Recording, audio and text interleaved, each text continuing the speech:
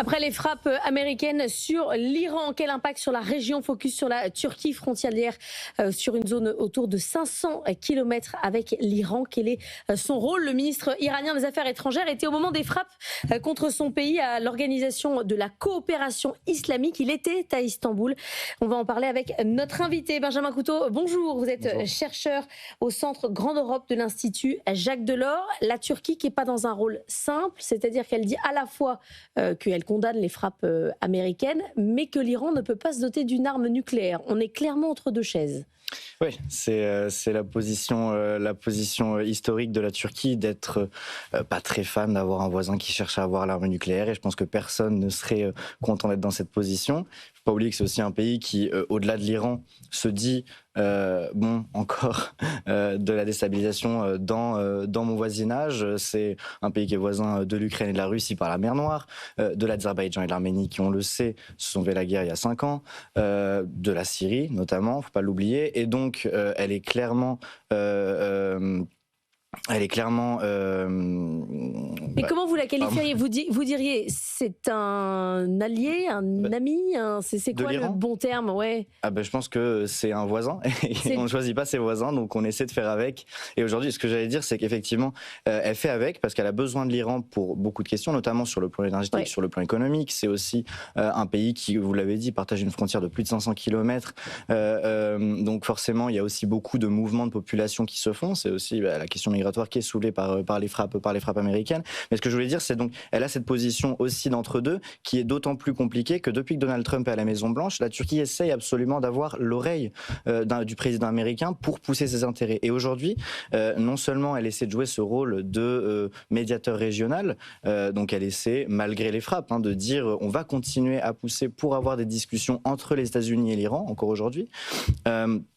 Mais donc voilà, elle essaie d'avoir cette position de médiateur régional et en même temps, elle se dit que si elle arrive à avoir un peu plus d'influence dans la région, si elle arrive à avoir l'oreille de Washington et en faisant en sorte que l'Iran est affaibli, elle renforcera elle-même sa position et ses propres intérêts.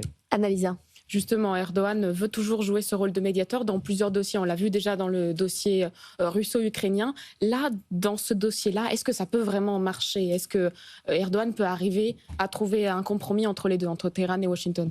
Il y a quelques jours, Donald Trump avait laissé entendre qu'il était prêt à aller à Istanbul pour parler avec les Iraniens. Donc, ça peut effectivement à trouver un débouché. Après, je pense qu'aujourd'hui, moi je suis pas un spécialiste de ce que pensent les Iraniens, mais je suis pas certain qu'ils ont très envie de rencontrer les Américains.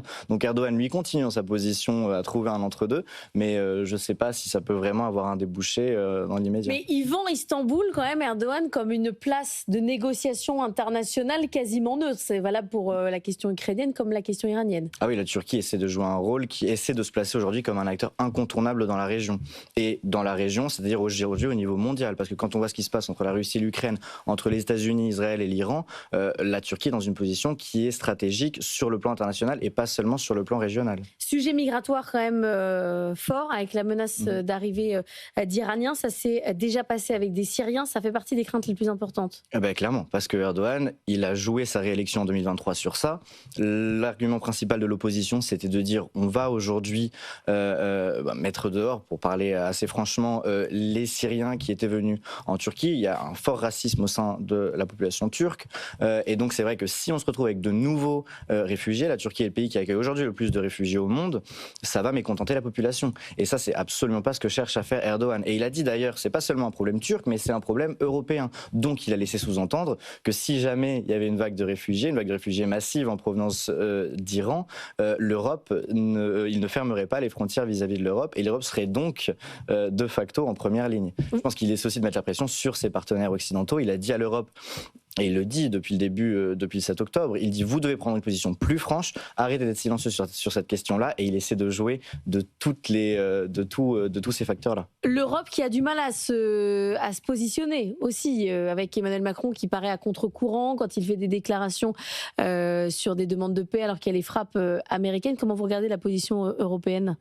Aujourd'hui, ce qui est assez fascinant de voir, c'est que on a plus ou moins la même position que celle de la Turquie. C'est-à-dire que ce qu'on appelle, ce que demandent les Européens et ce que demandent les Turcs, c'est revenir à la diplomatie, ne pas aller vers l'escalade. Et aujourd'hui, tout le monde a un peu peur de ce que fait un président américain qui, on ne sait pas très bien par qui, comment il s'est laissé convaincre, mais qui, au-delà de sa posture sur la scène nationale, complique la situation pour tout le monde. Si le détroit d'Ormuz est fermé, la Turquie, elle aussi, a peur d'en payer le prix. On parlait des questions énergétiques rapidement. Elle a peur d'en payer le prix sur le niveau énergétique et tout le monde va payer ce prix-là, même s'il n'est pas forcément dépendant du pétrole iranien, pour le coup, elle importe 92% de son pétrole d'autres pays. Et ça passe aussi par le détroit d'Ormuz. Anna-Lisa. Il y a aussi des questions liées à la question kurde. La Turquie surveille de près la branche iranienne du parti kurde, le parti pour une vie libre au Kurdistan. Erdogan craint réellement qu'une déstabilisation iranienne profite finalement aux agendas séparatistes. Est-ce que c'est possible ? Ça, pour le coup, c'est pas impossible parce qu'on est dans une situation où Erdogan essaie de réaliser une paix peut-être historique avec le PKK, qui est donc la branche armée kurde en Turquie. Ce qu'il faut voir, c'est comme on disait tout à l'heure, il a peur de cette déstabilisation, mais il essaie de garder l'oreille de Donald Trump. En fait, ce qu'il veut, c'est que, comme en 2019, les États-Unis ne disent pas grand-chose, retirent leurs troupes et laissent les Turcs un peu faire ce qu'ils veulent de la région kurde. Quand je dis la région kurde, c'est pas seulement le sud-est de la Turquie, c'est aussi le nord de la Syrie et le nord-ouest de l'Irak et de l'Iran. Et donc, ce qu'il essaie de faire, c'est de dire, si jamais j'ai l'oreille attentive de Donald Trump, je pourrais aussi protéger mes intérêts nationaux. Donc, c'est pour ça qu'il doit, encore une fois, arriver à trouver une ligne assez Mais cette branche kurde en Iran, elle est puissante ou elle était un peu dans l'état de celle qui est en Turquie? Je ne sais pas à quel point elle est capable de stabiliser le régime. En tout cas, elle l'appelle à déstabiliser le régime. Et ça fait peur comme Pezeshkian. Merci beaucoup. Merci à vous. Du Turquie, et donc les États-Unis. J'ai plus votre nom parce que j'ai changé de feuille. Benjamin Couteau, le chercheur au Centre Grande Europe de l'Institut Jacques Delors.